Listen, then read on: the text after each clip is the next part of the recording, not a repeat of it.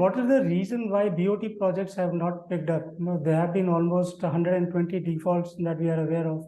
Only 20% could be revived in the last couple of years. Many of these projects are still languishing. So if government, which was facing the biggest problem in land acquisition, how they have still not been able to revive these projects?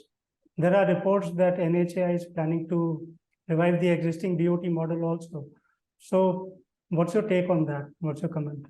A BOT model is, we have to understand that BOT model is a capital intensive project financing structure. And weak hands with no proper visibility of the equity that is required to be put in on the project. If somebody of that kind gets into this, then there is every possible risk that this project execution may land into trouble.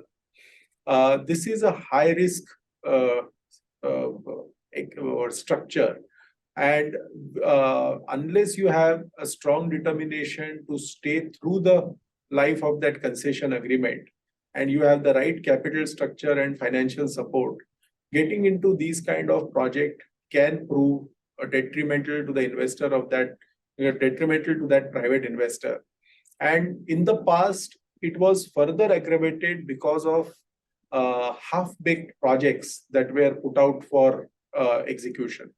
As I said earlier, land acquisition was one of the key issues which delayed majority of the projects. And these projects are very sensitive to delays because you are borrowing heavily to execute the projects, you're putting your own equity to execute the projects, and they have a time value. So if any delay occurs, then that cost escalation can mar the returns of the projects. And that is what primarily happened in majority of the projects that could not get executed well. I can talk for IRB. We have today a track record of finishing successfully concession agreements over 15, 20, 25 years kind of time zone. And we have successfully completed and returned back to the government more than a dozen BOT projects. At this juncture, we are in the middle of more than 24 projects where we have invested the equity, we have executed those projects. Projects are at various stages of stabilization and doing well.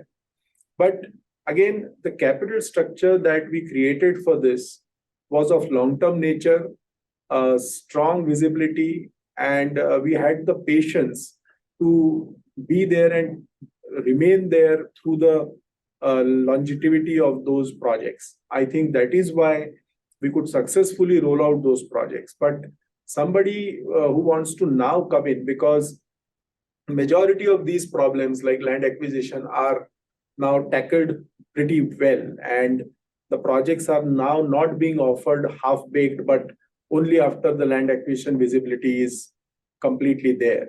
I can talk about one of the key projects that we are developing today, which is Ganga Expressway, a greenfield expressway. And I'm happy to say that the state government has done phenomenal job, and entire land for the project has now been made available to us.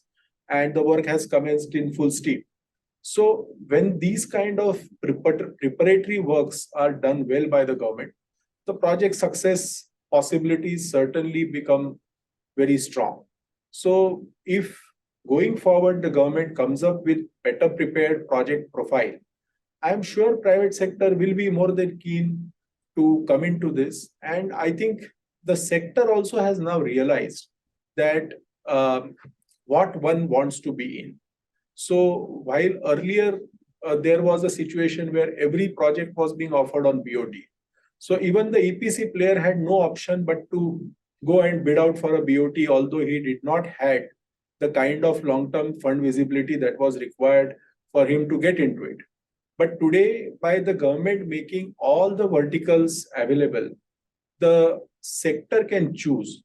Somebody who has a EPC wherewithal can stick to his core competence and continue to be a EPC player. Somebody who has a limited risk appetite can try and venture into a HAM project, sell it down upon completion, unlock his equity and move on. And then there is a space for a hardcore, a real high risk, high return possibility of committing large chunk of money for either buying the projects on TOT or putting the money as equity for developing the project and taking the development risk. And that opportunity is also now available. So one can choose, and that is why I feel that a lot of consolidation has happened in the BOT side of the vertical, because the players who were getting forced to get into BOT have opportunities elsewhere, and the ones who are determined and have that know-how of how to execute BOT projects and how to take the risks, how to calculate those risks, are now left in fray for doing the BOT projects.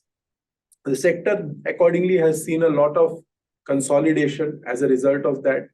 Today we have around 3 to 5 players who have the wherewithal and appetite to undertake BOT projects. So this consolidation will also help in more better understood bidding that will go ahead.